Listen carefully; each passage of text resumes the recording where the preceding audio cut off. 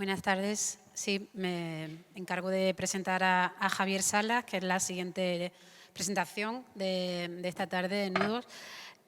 Bueno, él es cofundador y redactor de Materia, que en sus orígenes fue una web de noticias de ciencia, investigación, salud y medio ambiente, donde el periodismo científico pues, tenía como fin informar, educar al lector y hacer esa labor como de contextualizar y divulgar.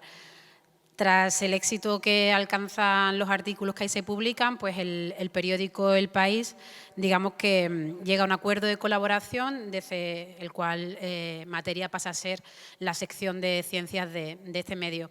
Eso lo va a contar ahora mucho mejor Javier, pero nos parecía interesante también tener aquí la presencia y la voz precisamente de un medio de comunicación, bueno, pues de ese alcance, ¿no? En un momento en el que los medios, las redes están plagadas de fake news y de esa fascinación por la pseudociencia, nos parece importante tener también un poco un relato desde un medio masivo. En definitiva, Javier y sus compañeros y compañeras pues, son excelentes divulgadores y muestra de ello es el premio Ortega y Gasset de periodismo a la mejor cobertura multimedia por el especial Un salón, un bar y una clase, así se contagia el coronavirus, que seguramente recibisteis 300 veces por WhatsApp durante el confinamiento, en lo cual da muestra del excelente trabajo y de lo importante que es esa labor de mediación también con la información científica. Así que, sin más, bienvenido, muchas gracias.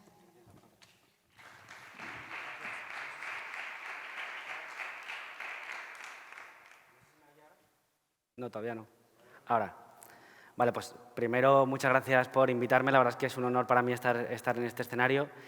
Y como decía Sofía, sí que quería digamos, aprovechar para contar un poco en el contexto en el que los medios, los mainstream, digamos, nos manejamos ahora, ¿no? Digamos que lo mío es muy particular porque es la ciencia, pero podría ser de cualquier otra sección de un periódico, ¿no? Para empezar a enmarcar un poco lo que voy a contar, quiero empezar con esta pequeña fábula que es la isla Tangier, que está en Virginia, está a 100 kilómetros de la capital de Estados Unidos, en la costa este. Y en este pueblo de pescadores de 700 y pico habitantes están, digamos que el cambio climático les tiene un poco como una espada de Damocles, ¿no? Digamos que si todo va mal, digamos, tal como se está desarrollando, ¿no?, el cambio climático, esta isla va a desaparecer para 2050, ¿no? Pero esta isla, que sabe que depende, digamos, su subsistencia y su propia existencia de ese cambio climático, en 2016 votó el 87%, votaron por Donald Trump. Que podéis decir, bueno, Donald Trump venía diciendo muchas barbaridades, pero no todas se tenían que cumplir, ¿no? Él decía que el cambio climático le daba igual y que no iba a hacer nada para combatirlo.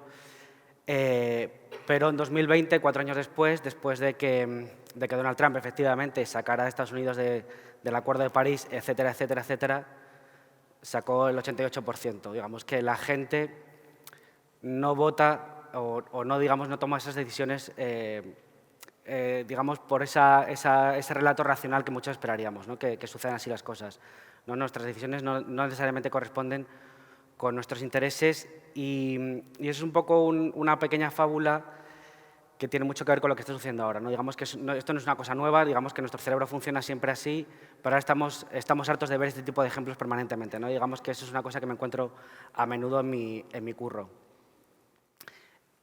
en mi trabajo, ahí. Voy a aprovechar para contar, digamos, unas pequeñas notas biográficas mías también para que entendáis un poco cómo es el contexto de la información científica en la actualidad, ¿no? Digamos, yo llevo 16 años trabajando y ¿de dónde venimos? Yo empecé con un pasado de una historia espeluznante, tremenda, dantesca, porque yo empecé con piqueras a currar en informativos Telecinco.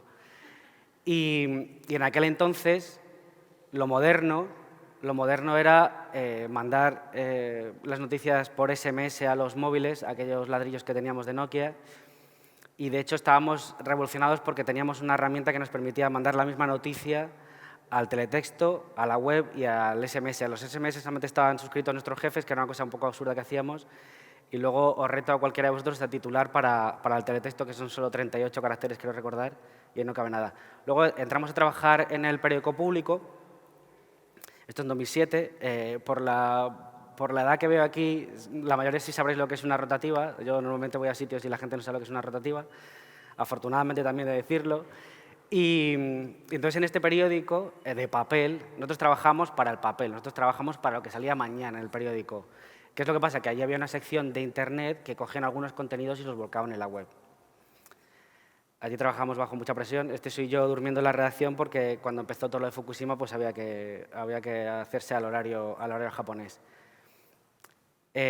Cuando nos echaron a todos del periódico, de las 9 personas que hacíamos la sección de ciencia, 7 decidimos montar materia, un micromedio nativo digital que se llama, y nos fue razonablemente bien, como contaba Sofía, y entonces pues era una época en la que nos habían despedido a muchos, como os podéis imaginar, de 2008 a 2013 despidieron a muchísima gente y también surgieron un montón de medios, ¿no? Digamos, pues, estábamos en la calle de repente y pues de ahí surgieron Infolibre, El Diario, Mongolia, Libero, surgieron 1000 proyectos, algunos muy chulos y afortunadamente muchos de ellos todavía sobreviven.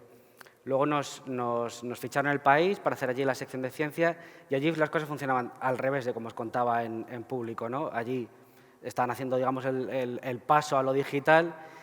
Entonces allí lo primero era volcar las noticias en cuanto suceden, se vuelcan en la web y hay una sección que todavía sigue, ¿no? Que es la que hace una pequeña selección para el periódico del día de mañana. Nosotros digamos que el periódico de papel nos da un poco igual.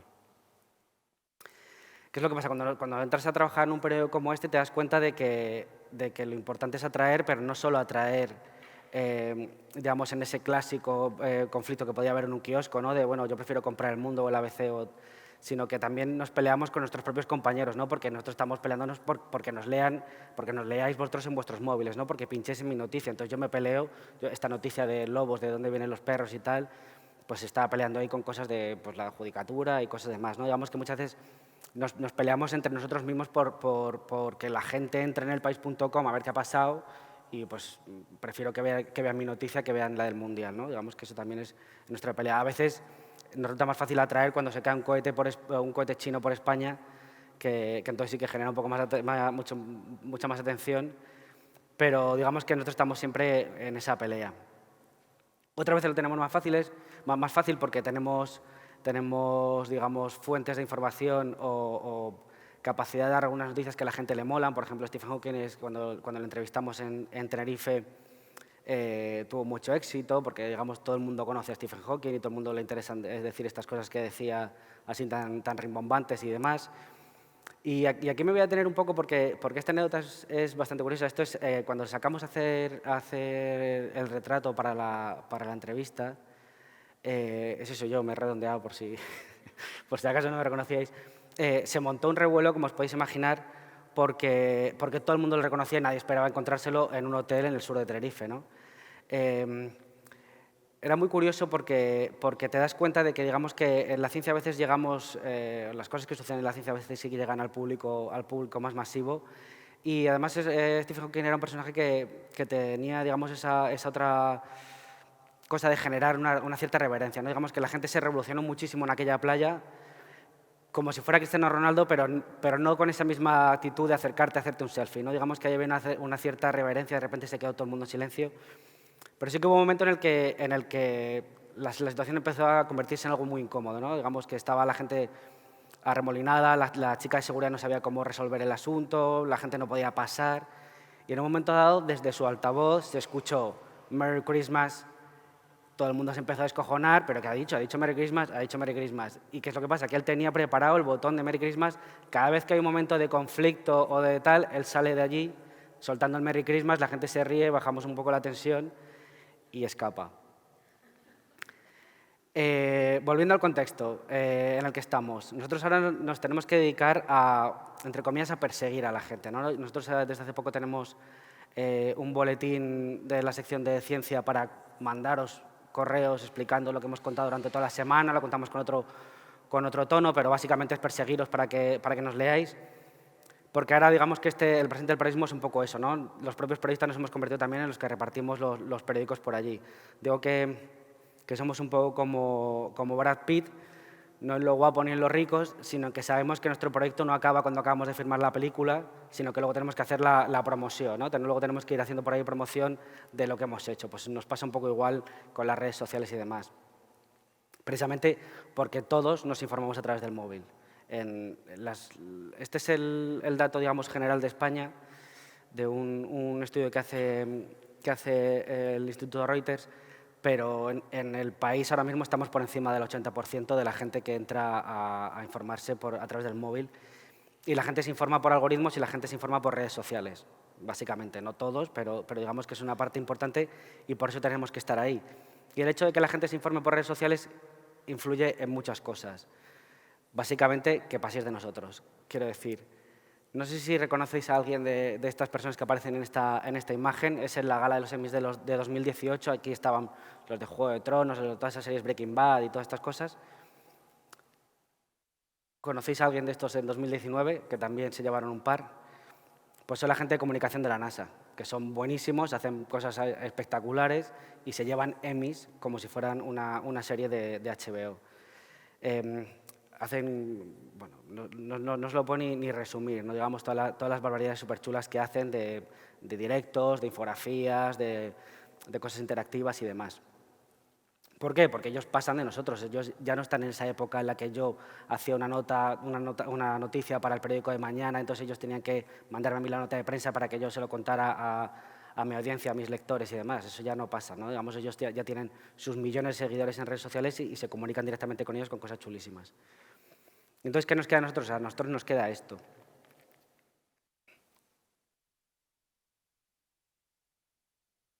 Esto es una noticia del Mundo Today, pero muchas veces nos pasa esto es lo que nos pasó con el bosón de Higgs y que nos pasa permanentemente, que es que siempre vamos de 0 a 100, ¿no? De repente tenemos que contaros una cosa que es súper importante, pero tenemos que ir de 0 a 100 y contaros directamente el follón del asunto, ¿no?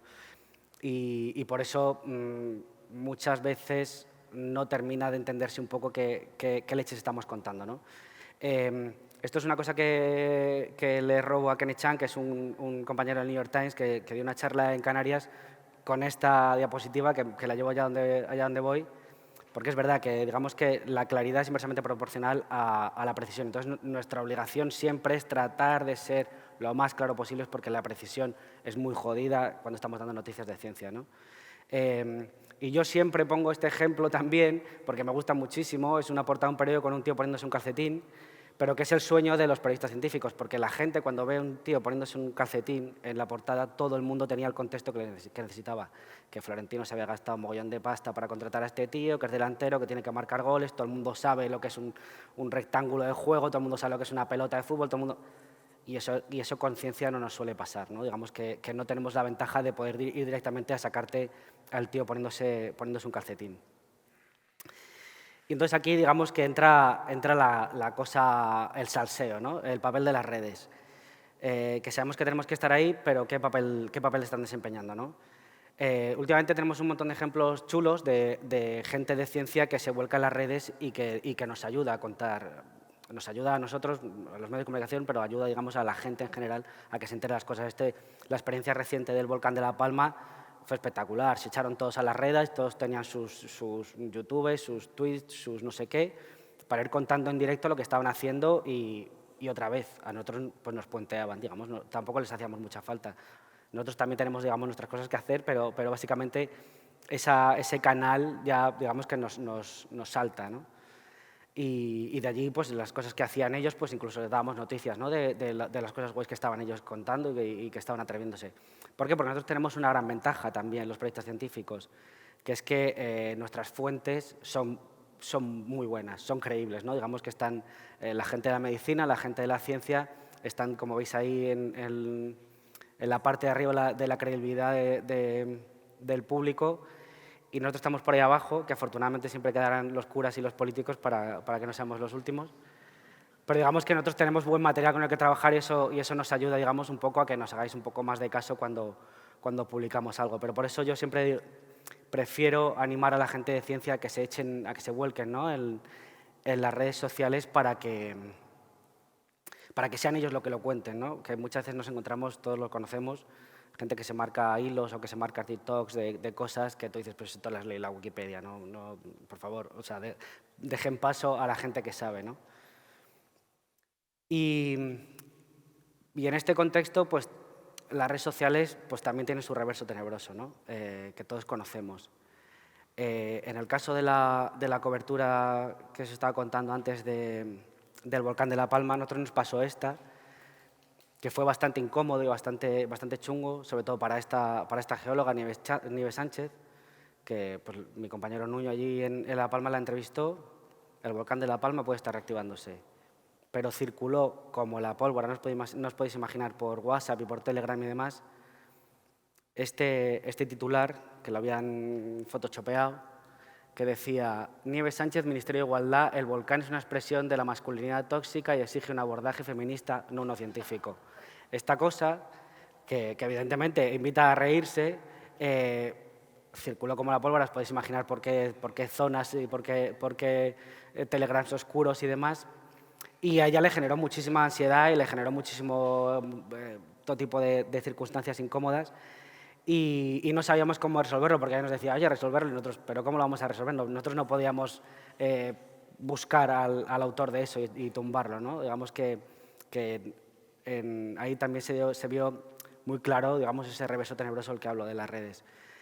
Y es curioso porque España es uno de los países más preocupados por la difusión de la desinformación en redes sociales, y junto con otros países, por ejemplo Brasil. En Brasil también están muy preocupados y es otro de esos países en los que más se usa las redes, WhatsApp, Facebook y tal para informarse. O sea que digamos que al mismo tiempo que estamos sometidos a esa desinformación nos damos cuenta, ¿no?, de lo que nos está pasando. Este es otro ejemplo que me parece específicamente, me parece muy bueno para explicar exactamente, digamos, cómo se funciona también esa desinformación. Esto es los atentados de Londres 2017. Este fulano, un tejano, pues publicó esta foto de una joven musulmana que pasaba al lado de uno de los heridos, como que esta gente viene de fuera y no les importa nada lo que nos pase y tal, ¿no? Digamos que era un poco lo que pretendía decir este tejano. Este tuit en concreto funcionó como la pólvora también y generó un debate que duró una semana, en la que se localizó la chica la chica contó que es que estaba hablando con su familia para contarle que estaba bien, se habló de si los musulmanes estaban integrando en la sociedad británica o no. En los medios de comunicación españoles también nos hicimos eco de esta controversia, de si los musulmanes no, los musulmanes sí, porque además todo eso era el contexto de la votación del Brexit y demás. Y al cabo de unos meses, cuando Twitter decidió tumbar un montón de cuentas fraudulentas, nos enteramos de que esto era una cuenta que se movía desde una granja de estas chungas de Rusia. ¿Y por qué tiene gracia, digamos, esta nota en particular? Porque cuando se menea desinformación en las redes sociales, no están tratando de convencerte de nada específicamente, no están tratando de que creas que los musulmanes son buenos o malos. Se genera el ruido que les interesa, digamos, ¿no? Es generar ruido, generar un montón de impactos chungos, ¿no? Generar esa sensación tóxica de que estemos hablando de determinadas cosas en lugar de hablar de otras, ¿no? Porque los bulos corren tal como la pólvora, eso está estudiadísimo, ¿no? El hecho de que, esto fue incluso portada de la revista Science, que los bulos llegan más lejos, llegan más rápido, más profunda y ampliamente que la información normal, ¿no? Que la información veraz, mejor dicho. Y de hecho, es en el campo específicamente sanitario, el primero en el que empezaron a utilizarse este tipo de artimañas, para decirlo así, ¿no? Digamos que fue el primer campo de batalla en la que gente se hacía pasar por ciudadanos normales. Estaban en California revisando la legislación sobre la vacunación infantil. Entonces empezaron a crearse, esto estoy hablando de 2014, 2013, empezaron a crearse un montón de perfiles falsos que fingían ser ciudadanos de California, que les decían a los políticos de allí que no querían vacunar a sus hijos, bla, bla, bla, generando otra vez esa sensación de falso debate interesado, ¿no? Y era gente del colectivo antivacunas que lo que hacía era pues, generar esa falsa sensación de que estaba, digamos, en mitad y mitad, ¿no? Repartido el interés por esa legislación. Y es que todos somos un poco terraplanistas. Yo esto siempre lo pongo como ejemplo. Esta noticia la publiqué, bueno, es un reportaje que publiqué en 2019, justo en marzo de 2019, un año antes de que empezara la pandemia, porque había determinadas cosas que estaban pasando que me parecían representativas de, digamos, de la época que nos toca vivir, ¿no? Digamos que este rollo de que seamos terraplanistas va más por la parte esta de que empezamos a dibujar ese escenario en el que recelamos de los datos, recelamos de la información tal cual nos la plantean, empezamos a primar la subjetividad, lo que nos contradice no lo vemos como una, digamos, como una información valiosa, y además nos nutrimos de mucha desinformación a través de las redes sociales. Digamos que sí que hay un caldo de cultivo perfecto para que todos seamos un poco terraplanistas en lo que nos interese, ¿no? Digamos que los terraplanistas es un ejemplo muy fácil, ¿no? Muy burdo, hay que ser tonto para creerse, pero digamos que todos somos un poco terraplanistas en algún ámbito de nuestra vida, ¿no? Y hay una cosa muy, muy chula que hizo esta investigadora de Stanford, René Di Resta, que desgranó un poco cómo funcionaba esta desinformación en redes. Y no me quiero detener en todos los puntos. Por ejemplo, la parte de los motores de recomendación de las plataformas de Twitter, de Facebook y demás, eso se ha moderado bastante, sobre todo YouTube, que era una cosa salvaje, porque bueno, le han visto las orejas al lobo, bueno, los han sentado delante del Senado de los Estados Unidos para decir, oiga, ¿qué están haciendo ustedes con la información? Pero sí que hay dos cosas que siguen vivas por ahí, que es interesante que todos, sobre todo los que nos dedicamos un poco a la ciencia, a la divulgación científica, estemos pendientes, ¿no? Digamos que los vacíos, ¿no? Los vacíos, si no los cubres tú con información veraz, lo va a cubrir otro con información interesada, falsa, lo que sea, ¿no? Digamos que cuando tú googleas una enfermedad, lo ideal es que lo primero que encuentres sea de hospitales, de ministerios de sanidad o lo que sea, ¿no? Digamos que hay que volcar información en las redes porque si no, ese vacío lo va a cubrir otro, ¿no? Y luego lo de la pasión asimétrica, que es una cosa que me gusta mucho, que es que básicamente que los terraplanistas se levantan por las mañanas diciendo la Tierra es plana. Nosotros no nos levantamos por la mañana diciéndole a los cuatro vientos es una esfera, es una esfera. No hacemos eso, ¿no? Pero sí que hace falta que haya gente gritando por ahí que es una esfera, porque si no, ese hueco lo cubre otro, ¿no? Digamos que es verdad que la pasión, es difícil tener esa pasión por la vacunación, como la pasión que tienen los antivacunas por no vacunarse, pero digamos que por lo menos hay que saber que eso está en juego, ¿no? Digamos que la manera en la que se desempeñan determinados colectivos en las redes sociales es el del que quiere conquistar terreno, ¿no? Y nosotros pues a veces siempre estamos a la defensiva, ¿no? Hay muchísimos estudios también sobre cómo se desenvuelven esos colectivos y siempre tienen todas las de perder los que, digamos, pretenden transmitir información veraz, porque siempre es como más aburrido, más árido, más seco, más soso. No hay nadie ahí defendiendo. Estos, digamos, suelen utilizar mucho el recurso de una madre al que su hijo no sé qué, digamos que un contenido mucho más emocional, ¿no? Y entonces, en medio de este sarao, pues llegó la pandemia. Y para nosotros lo más importante era, desde el periódico, era transmitir que no había una bala de plata. Que las cosas, digamos, una crisis tan compleja como la de la pandemia que vivimos todos no se solucionaba con una cosa, no se solucionaba con cerrar barajas, no se solucionaba con mascarillas para todos todo el rato, no se solucionaba. Lo importante era transmitir este mensaje de complejidad, ¿no? Digamos que esta infografía o este grafiquito gracioso del queso suizo y demás tuvo cierto éxito porque era transmitirle a la gente que es no juntarse con gente, es hacerse test, es que los medios públicos nos den herramientas como pagarnos las bajas para no tener que ir al trabajo. Una serie muy, muy, muy larga de cosas que entre todas juntas eran las que conseguían, digamos, sacarnos del barrizal, ¿no? Y desde el periódico lo más importante era eso, porque si no caíamos en esto, ¿no? En la pandemia de los falsos debates. Nosotros estamos permanentemente discutiendo si los test de antígenos no se tienen que vender en las farmacias. Sí, se tienen que vender en las farmacias. Era como, y se terminaba politizando eso. ¿Por qué? Porque Madrid había dicho una cosa o porque Andalucía había dicho la otra y demás. Y era como, lo importante no es esto sí, esto no, esto lo ha dicho Pedro Sánchez, esto lo ha dicho. Lo importante es esto sirve, en qué contexto sirve, para qué sirve, con qué gente sirve, unido a qué más cosas sirve, ¿no? Digamos que una de las cosas que más se vio a lo largo de la pandemia, sobre todo después, es que la polarización de las medidas, cuando se politizaban las medidas técnicas, completamente técnicas, ¿no? Terminaba perjudicando al desarrollo de las medidas sanitarias, porque la gente ya decía, es que esto es una medida de Pedro Sánchez, esto ya no me voy a fiar, ¿no?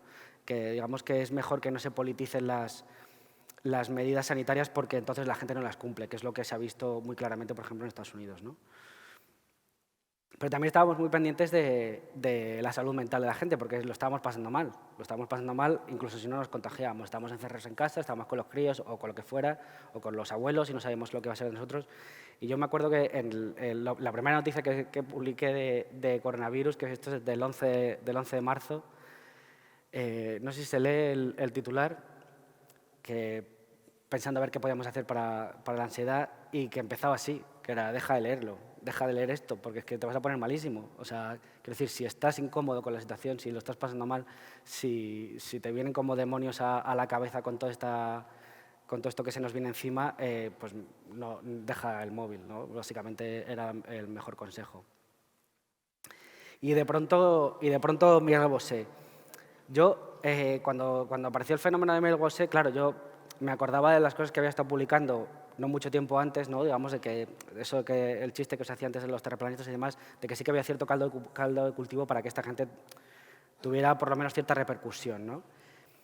Pero tuvo mucho éxito, nos reímos mucho de él y demás, pero Miguel Bosé primero era un canario en la mina, ¿no? Quiero decir que te das cuenta de que si hay gente pues con sus recursos, con su capacidad de informarse como cualquier otro, y con el altavoz que se le da su fama, si dice determinadas cosas es que algo está pasando detrás, ¿no? Digamos que hay que estar atentos al canario en la mina, porque evidentemente hay una marea de fondo, hay un gas en esa galería de esa mina, ¿no? Pero yo me acordaba de la anterior epidemia que tuvimos, la de ébola, que en aquel momento los charlatanes venían de abajo arriba, ¿no? Digamos que era una cosa muy de los clásicos charlatanes que vendían sus motos, que trataban de colocar su producto, ¿no? Digamos que yo tengo la cura para el ébola, lo que pasa es que la OMS no me deja y tal, lo típico. Pero para mí el problema de desinformación de esta última pandemia que hemos sufrido no era tanto los Miguel Bosé ni los charlatanes del ébola, era este, ¿no? Digamos que nosotros teníamos un problema, que era que la desinformación venía de los despachos, la desinformación venía de los atriles de los gobernantes, la desinformación venía de gente con corbata a la que por lo general deberíamos escuchar porque nos va a dar buenos consejos, ¿no? Y entonces nosotros dedicamos gran parte de nuestro tiempo de combatir esa información a combatir la desinformación que venía de los despachos de los gobernantes, ¿no? Digamos que ese era un fenómeno bastante distinto a lo que habíamos vivido hasta ahora, y que yo creo que es el que mejor definió la movida en la que nos encontramos en la pandemia. Esto también es una noticia que publicamos en junio. En junio de 2020 todavía no sabíamos si íbamos a tener vacuna. Y cuando la gente con la que yo suelo hablar, los sociólogos que se dedican un poco a ver cómo está la desinformación, sobre todo en el terreno científico, ellos me decían, la gente no se va a querer poner la vacuna. Y yo decía, ¿pero cómo no se va a querer? Ya empiezan a salir datos de que había un 20%, un 30%, un 40% de gente en Francia, en Alemania, en España, que no se querían poner la vacuna. Y era, pero si todo el mundo sabe que es la única... Cuando vendí este tema en el periódico, me dijeron, bueno, Javi, revisa tus datos porque evidentemente está mal. Si todos sabíamos que con la vacuna es la única manera de salir de aquí, ¿cómo va a ser que la gente no se quiere poner la vacuna? Pues efectivamente luego pasó lo que pasó, ¿no? Todos hemos conocido un poco cómo fue, sobre todo ese invierno 2020, en el que había que convencer, y muy activamente y con esa pasión de la que os hablaba antes, a la gente para que se fiara y se pusiera la vacuna. También nosotros teníamos la ventaja de que nosotros, a lo que nos dedicamos al periodismo científico, ¿no? Nosotros no somos divulgadores, sino nos dedicamos a sacarle los colores a la gente cuando hace las cosas mal.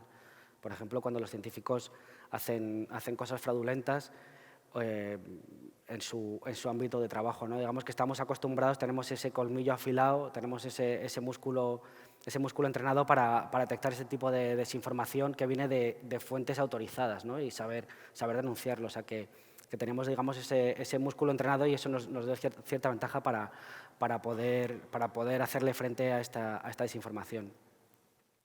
Y ya acabo con esta anécdota. Esto es una encuesta que publicamos a finales de 2020, como decía antes, en el que, como veis aquí, un 65% de los españoles decían que la COVID se había creado a propósito, deliberadamente, en un laboratorio para luego generar los males que se crearon. Y esto fue justo después, poco después de que Iker Jiménez entrevistara a esta viróloga china, que es una persona que se ha destacado muchísimo por apoyar esta teoría, ¿no? Digamos, de que se creó deliberadamente en Wuhan el virus para hundirnos o para lo que sea. Y a mí lo que me llama la atención de este asunto no es tanto que Iker Jiménez la tenga en su programa, es Iker Jiménez, sino el hecho de que un montón de medios de comunicación se hicieron eco de la presencia de esta muchacha en el programa, que tuvo, creo recordar que eran 3,5 millones de audiencia en su momento, digamos, en directo, pero luego tuvo muchísima más audiencia porque todos los medios de comunicación replicamos las cosas que decía esta mujer. ¿Por qué? Porque era muy agradecido ese pincha-pincha que nos iban a dar, ¿no? Digamos que ahí los medios de comunicación pecábamos de decir, bueno, esta señora puede estar desinformando o puede que no, pero las visitas me las voy a llevar, ¿no? Y así como a veces se explican, digamos, determinados fenómenos, ¿no? El hecho de que nadie está queriendo desinformar aquí a propósito, pero al final estamos, digamos, difundiendo desinformación.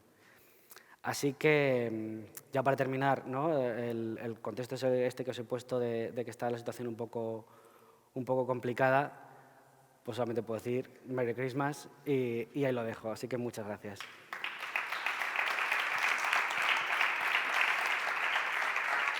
Muchas gracias, Javier. Tenemos tiempo para preguntas. No sé si os apetece formular alguna. Sí.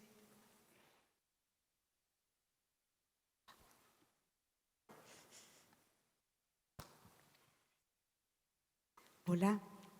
Bueno, pensando un poco que personalmente lo que me interesa mucho de la exposición es cómo se hibridan las disciplinas, digamos, arte, ciencia, tecnología. En tu caso que estás pues trabajando con el tema de la ciencia, ¿no? Me pregunto cómo desde el periodismo se pueden llegar a hacer intersecciones, porque desde la sociedad civil, por ejemplo, ya existen ciertas manifestaciones que a nivel periodístico se están cubriendo. Solo por poner un ejemplo, esos activismos que están sucediendo recientemente en los museos para, por ejemplo, reclamar cambio social respecto al cambio climático.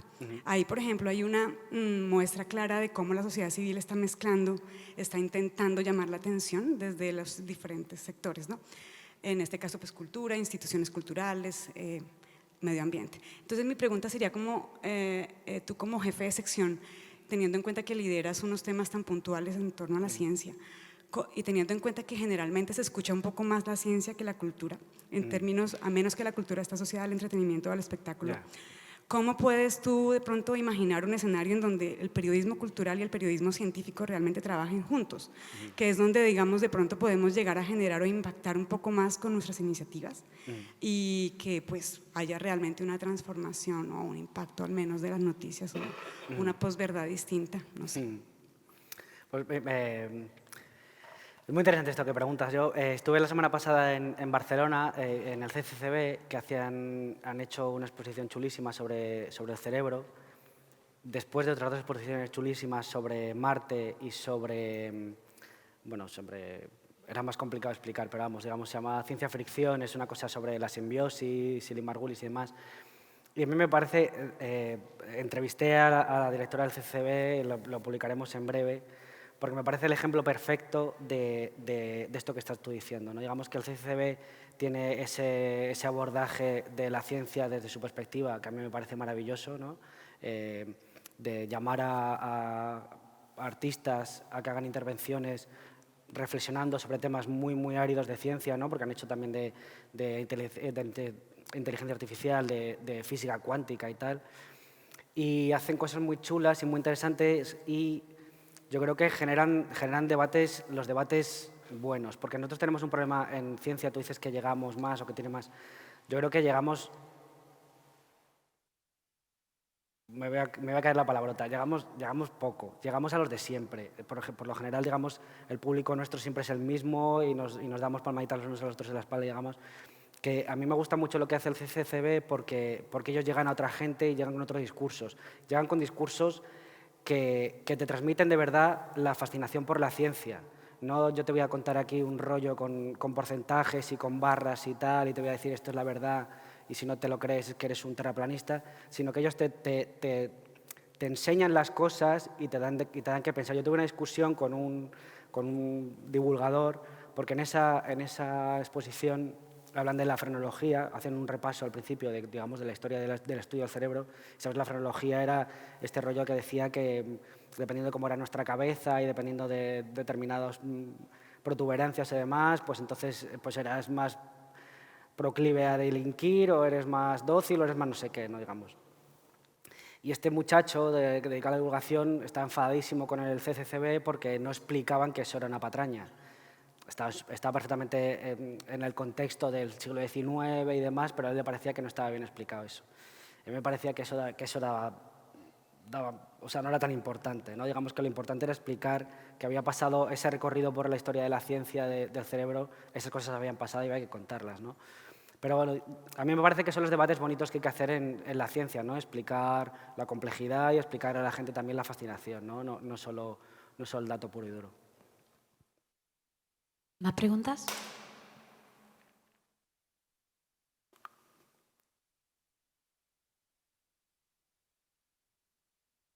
Se lo dejamos a huevo a Bartual.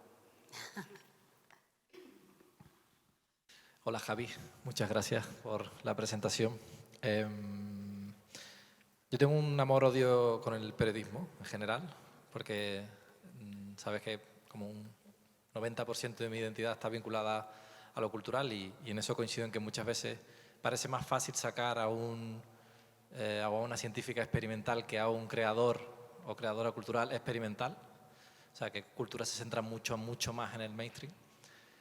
Pero como conozco de ese 10% cómo funcionan los medios, quería preguntarte sobre esto último que has enseñado de la viróloga china y la replicación por parte de ciertos medios de noticias que no están contrastadas en esta obsesión por generar visitas. Entonces, en concreto en materia, ¿cómo trabajáis el tiempo que podéis dedicar a los temas? Porque sé de cerca que ese es un problema que tenéis los periodistas. Así que incluso si queréis, la propia maquinaria de la actualidad y de la competencia con otros medios hace que si alguien da una noticia, a veces no te da tiempo ni siquiera de sacar una noticia porque no tienes tiempo de trabajarlo, sino que tienes que desmentir y sacar algo que desmiente una cosa que no. Entonces, ¿puedes contar un poco en qué condiciones hacéis el trabajo y qué fricciones hay en esa cuestión del tiempo dedicado a escribir algo, a buscar fuentes, etcétera? Sí, sobre eso que cuentas hay digamos, una cosa que no debería contar, pero me parece que es lo más ilustrativo de cómo trabajamos ahora los periodistas, que es que estamos todos suscritos, yo en este móvil no, pero estamos todos suscritos a las alertas que mandan el resto de la competencia, ¿no? Que es una cosa de las cosas más terribles que podemos hacer, porque así como os contaba antes que en 2006, 2007 empezamos a mandar noticias a los Nokias, ahora mucha gente está suscrita a esas alertas infernales, y no hay cosa peor que podemos hacer que estar pendiente de si el mundo ha mandado una alerta de algo que se les ha ocurrido a ellos o lo que sea y tal. Digamos, pero tenemos que estar pendientes porque a ver si me he comido algo, ¿no? Pero ¿qué es lo que ocurre? Que cuando pasan estas cosas, lo que tú dices, nuestros recursos son limitados, nosotros tenemos la suerte de ser un montón de gente para dedicarnos a la ciencia, somos 7 en el periódico, pero aún así nuestros recursos son limitados y en la pandemia no te puedes imaginar lo limitados que estaban. Y no paraban de salir cosas de este tipo. Y no tanto de desinformación, sino de cosas muy burdas o cosas que no hacía falta